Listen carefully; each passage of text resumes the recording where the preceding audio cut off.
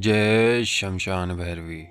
तो चलिए आपको बताते हैं एक बड़ी ही दिव्य अद्भुत दीपावली पर होने वाली एक साधना के विषय में, जो अपने साधक को धन के विषय में कभी भी निराश नहीं होने देती है। दीपावली पर इस भूषण सुंदरी की साधना मात्र एक दिन में सिद्ध की जा सकती है। देव कोटि की यह एक साधना है और बड़े ही सौम्य तरीके से यह सिद्ध हो जाती है। और जो यह शक्ति है यह एक तरीके से तामसिक स्वरूप की होती है। कहने का मतलब देव कोटि में तामसिक स्वरूप की शक्ति है। कोई भी साधक इसको प्रेमिका रूप में सिद्ध कर सकता है, पत्नी रूप में सिद्ध कर सकता है, और ये सिद्ध होने के पश्चात हर एक वो कार्य करती है जो पत्नी कर सकती है। यह अपने साधक को धन के साथ साथ आभूषण जो होते हैं वह प्रदान करती है, और एक शारीरिक सुख भी अपने साधक को प्रदान करती है। जिस तरीके से साधकों ने सुर सुंदरी का नाम सुना होगा, उसी तरीके से भूषण सुंदरी भी होती है, जो रूप रंग काया में अति ही दिव्य, बड़ी ही कामुक स्वभाव की होती है।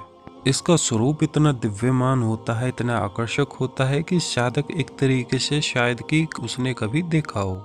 जिस तरीके से योगिनियां होती हैं, यक्षिणा होती हैं बलशाली, उसी तरीके से यह भूषण सुंदरी भी बड़ी शक्तिशाली है और अपने साधक को हर पत्नी सुख भी प्रदान करती है, यानी काम सुख वगैरह इत्यादि प्रदान करती है, क्योंकि साधक इसको पत्नी रूप में सिद्ध करता है। बीवी रूप में सिद्ध होने के पश्चात या प्रेमिका रूप में सिद्ध होने के पश्चात यह अपने साधक के लिए जो भी षटकर्म इत्यादि होते हैं वह बहुत अच्छे से करती है। साधक के आसपास होने वाली हर एक अच्छी बुरी बात उसको बताती है। साधक चाहे तो इससे कुछ भी कार्य ले सकता है, कुछ भी इससे मालूमात कर सकता है। अपने साधक को ये देखिए, जब धन देती है तो धन इस परिस्थिति पर देती है। वह परिस्थिति बता दें कि जब यह साधक के समीप आती है, यानी साधक इसको जब रात्रि में बुलावे तो ये 7 श्रृंगार करके जो आती है, अपना 16 श्रृंगार, तो यह साधक के साथ हम बिस्तर होकर भोग विलास इत्यादि करके सुबह में निकल जाती है। तो जो भी इसके वस्त्र इत्यादि वगैरह रहते हैं, आभूषण वगैरह रहते हैं, वह साधक के पास ही छोड़ जाती है। जो भी इसके कीमती जेवरात होते हैं, जो भी इसके कीमती वस्त्र, सब वही साधक के पास छोड़ जाती है। साधक चाहे तो इनको बेच करके अपना जो भी कार्य है उसको पूर्ति कर सकता है, अपने जो भी धन की इत्यादि की पूर्ति करनी है वो कर सकता है।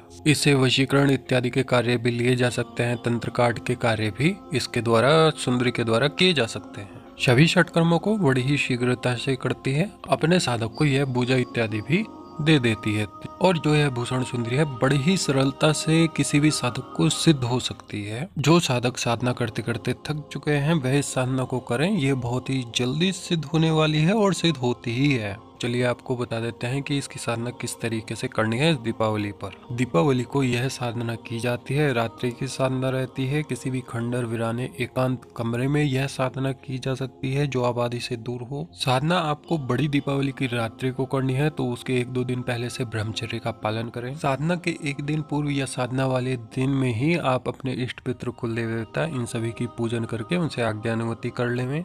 रात्रि में जब साधक इसकी साधना शुरू करेगा तो सबसे पहले पूरब मुख होकर के बैठे, और जो इसका पूजन करना है वह 16 उपचार पूजन करना है। साधक के वस्त्र, साधक का बैठने का आसन और सामने पूजन चौकी का आसन, यह सभी लाल होंगे। भोग इसमें लाल लड्डू का लगेगा। जो इसमें पुष्प रखे जाने हैं वह आपके लाल कनेर के होंगे। दिया इसमें आप घी का रखें। बाकी धूप इत्र जो आपके रहेंगे वह गुलाब के रहेंगे, और जो जप माला रहेगी वह रुद्राक्ष की रहेगी। माला आपके प्राण प्रतिष्ठित हो, सिद्ध हो, इस बात का विशेष कर ध्यान रखें। सभी आपको साधना में बताया जाता है। जब सारा पूजन अच्छे से हो जावे तो उसके बाद साधना का संकल्प लें। संकल्प लेने के पश्चात आप अपने जो आपके इष्ट हैं, कुल देवता हैं, शिव मंत्र, इन सभी की एकक माला जप करेंगे। उसके बाद इस साधना का मूल मंत्र का जप करेंगे। मंत्र इसका 4 से 5 शब्दों का ही है और 8000 की संख्या में एक बैठक में आपको रात्रि में, दीपावली की रात्रि में जपना है। साधक के सामने प्रत्यक्ष होने से पहले अपना आभास कराएगी। खुशबू का, पायल का, अपने हंसने बोलने का आभास करा देगी। सौम्य आपको अनुभव होंगे, कोई डरावने अनुभव नहीं होंगे।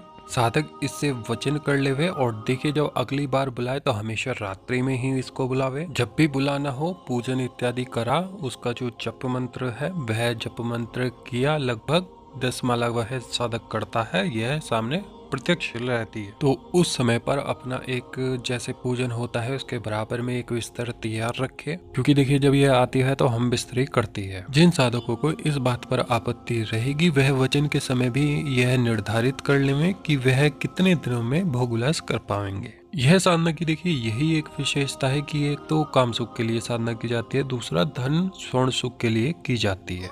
एक बात बताने से थोड़ा सा रह गई है कि जिन साधकों की शादी नहीं हुई है, विवाह नहीं हुआ है, वह इस साधना को कर सकते हैं, या जिनकी शादी हो गई है, उनका डिवोर्स हो गया है, या वह अपने पत्नी संग नहीं रहते हैं। यानी अगर देखिए साधक तलाकशुदा है तो भी कर सकता है, और उसकी शादी विवाह हो गई है, पत्नी के संग नहीं रहता है तो भी कर सकता है, और गैर शादीशुदा साधक तो कर ही सकता है। साधना की क्या प्रक्रिया है, क्या तौर तरीके से होगी, यह आपको पूरी वीडियो में बहुत अच्छी तरीके से समझा दिया गया है। इसका जप मंत्र गुप्त रखा गया है। जिन भी साधकों को यह साधना करनी हो वह हमसे संपर्क कर लेंगे, और इसकी दक्षिणा शुल्क जमा करके अपना जो विधि विधान है वह हमसे प्राप्त कर लेंगे, अच्छे से समझ करके इस दीपावली पर इस सौम्य जल्दी सिद्ध होने वाली साधना को करेंगे। और अन्य कोई साधक किसी और तंत्र को करना चाहता है या अन्य किसी साधना को करना चाहता है तो वह भी संपर्क कर सकता है और उसके विधि विधानों को प्राप्त करके अपनी साधनाओं को कर सकता है। तो चलिए आपसे मिलते हैं नेक्स्ट वीडियो में, तब तक के लिए नमस्कार।